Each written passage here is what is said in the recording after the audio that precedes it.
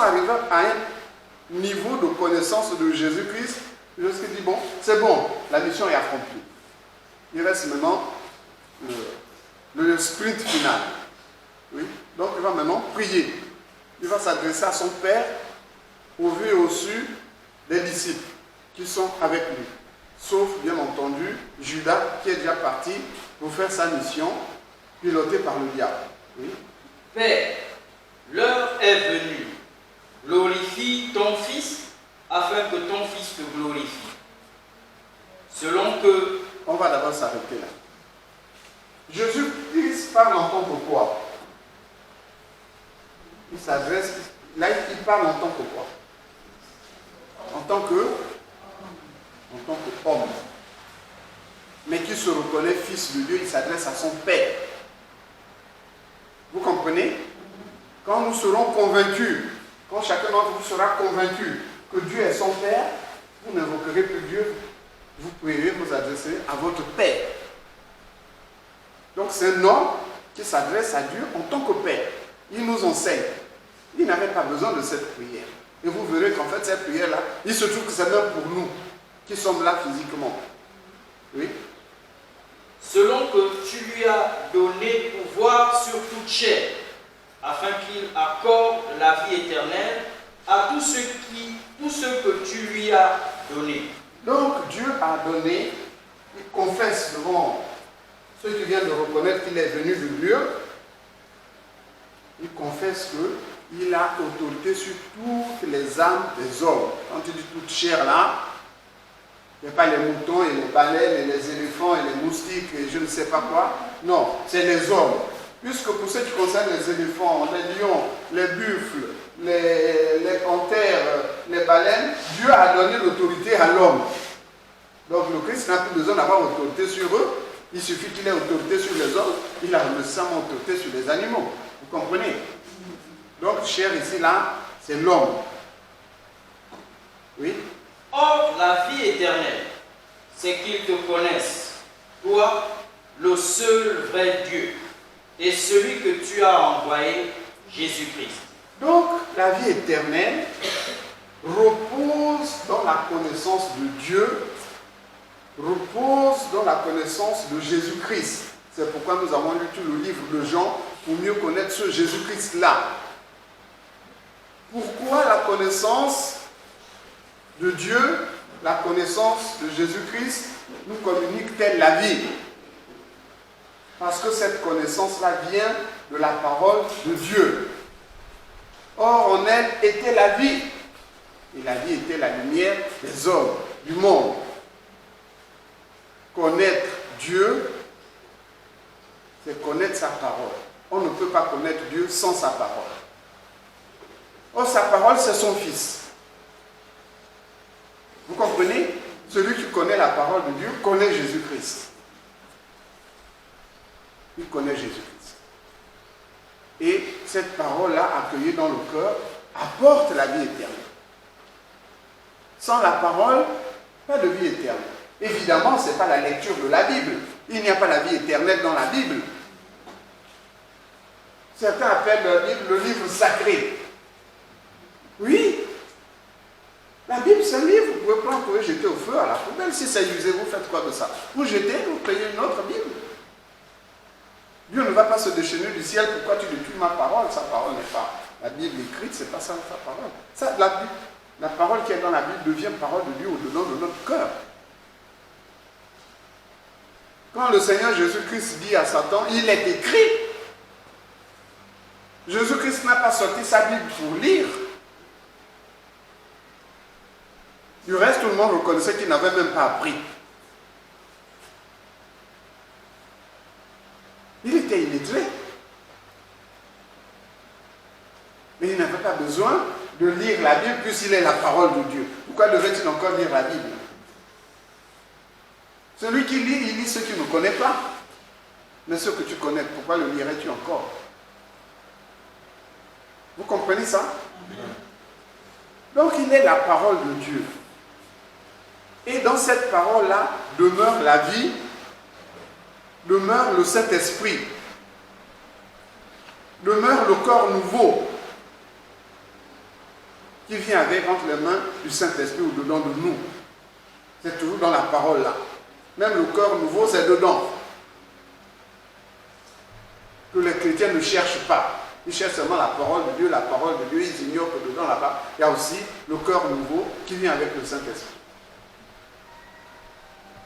Donc la connaissance de Dieu, la connaissance de Jésus-Christ, il n'y a pas une connaissance de Dieu d'un côté, la connaissance de Jésus-Christ de l'autre. Non. Puisque l'unique connaissance de Dieu ne peut venir que par sa parole est son Fils. Donc celui qui connaît la parole de Dieu connaît le Père et le Fils. Point. Continue. Au verset 4. Je t'ai glorifié sur la terre. J'ai achevé l'œuvre que tu m'as donné à faire. Et maintenant, toi, Père, glorifie-moi auprès de toi-même, de la gloire que j'avais auprès de toi avant que le monde fût. Donc, en tant qu'être humain, tu m'as envoyé dans un corps humain, je t'ai glorifié. J'ai montré comment un être humain peut marcher en faisant la volonté de Dieu, en résistant au péché, en aimant les autres, en pardonnant, en supportant. Je t'ai glorifié. Je t'ai glorifié comment? Parce que j'ai manifesté ta vie, la vie que tu veux que tout homme mène sur terre, je l'ai manifestée aux yeux des hommes, sans faillir en quoi que ce soit. En cela, je t'ai glorifié. Ce n'est pas seulement à travers les miracles qu'il faisait. Non, c'est d'abord sa propre conduite devant les hommes. Il est dit qu'il grandissait en stature, en grâce et en sagesse devant Dieu et devant les hommes. Voilà comment il a glorifié Dieu. Oui? J'ai fait connaître ton nom aux hommes que tu m'as donné au milieu du monde. Donc la vie que tu m'as communiquée, je l'ai manifestée aux hommes. J'ai marché avec cette vie-là devant les hommes, pour que les hommes voient comment on marche avec Dieu. Oui? Ils étaient à toi, et tu me les as donnés. Donc parmi les hommes là, il y a une poignée qui est à toi. Alors ça veut dire quoi? Ça veut dire que Dieu avait créé Pierre, Jacques, Jean, André pour dire ça c'est à moi. Et il avait créé Judas pour dire ça c'est à Satan. Est-ce que c'est ça? Mais comment sont-ils donc au Père? Ils sont à toi et tu me les as donnés.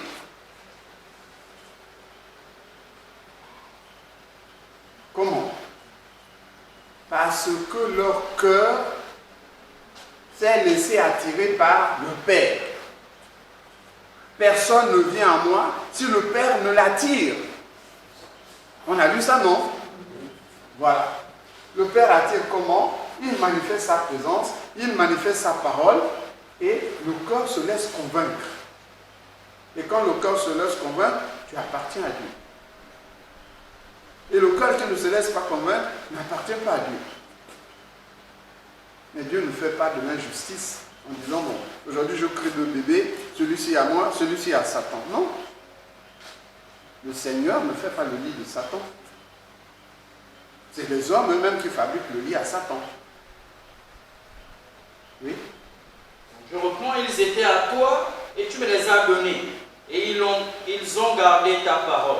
Donc, ils étaient à toi en tant que gens qui cherchaient le Seigneur, qui avaient l'espérance en Dieu, qui cherchaient comment accéder à Dieu.